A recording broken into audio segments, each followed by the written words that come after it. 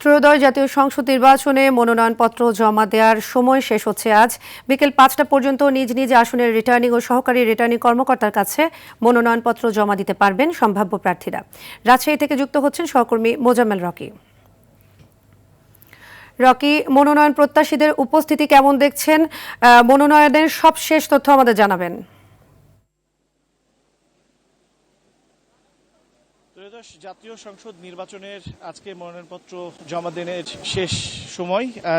সময় দেখেছি রাজশাহীতে কনকনা শীত উপেক্ষা করে কিন্তু যারা প্রার্থী রয়েছেন এবং তাদের সমর্থক রয়েছেন তারা রিটার্নিং কর্মকর্তার এই কার্যালয়ে এসেছেন এবং তাদের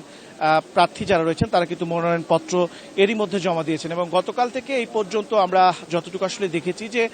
মোট ৩ জন এখন পর্যন্ত রিটার্নিং যিনি কর্মকর্তা রয়েছেন তার এখানে ৩টি মনোনয়নপত্র জমা দিয়েছেন এবং নির্বাচন কমিশন সূত্র যেটি বলছে যে রাজশাহীর যে মোট 6টি আসন রয়েছে এই 6টি আসনে মোট 56 জন প্রার্থী তারা মনোনয়নপত্র সংগ্রহ করেছিলেন এবং তারা কিন্তু এরই মধ্যে আজকে শেষ দিন বিকেল যেহেতু 5টা পর্যন্ত সময় রয়েছে এই শেষ সময়ে তারা যে কোনো সময় এসে তারা মনোনয়নপত্র আসলে জমা দিবেন এবং অল্প কিছুক্ষণের মধ্যে রাজশাহীর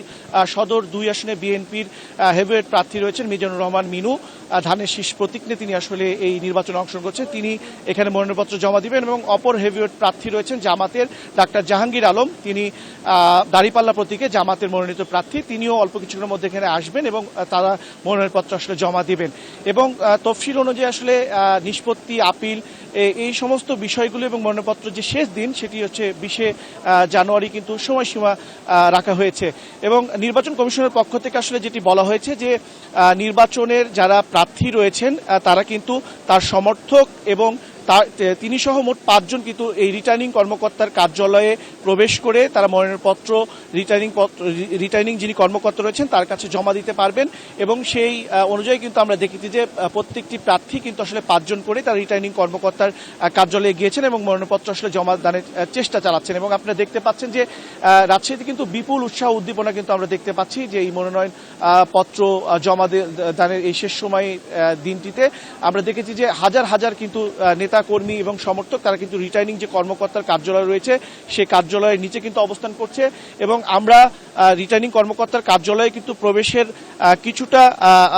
দূরে কিন্তু আমরা দেখেছিলাম সেখানেও কিন্তু কর্মী সমর্থক তারা রয়েছেন এবং বিএনপি বিশেষ করে জামাতের নেতৃবৃন্দ তারা কিন্তু এইখানে আসছেন এবং তাদের প্রার্থীদেরকে তারা সমর্থকদেরকে তারা সমর্থন জানাচ্ছেন এবং তারাও বেশ উদ্গ্রীব অবস্থায় রয়েছেন যে এই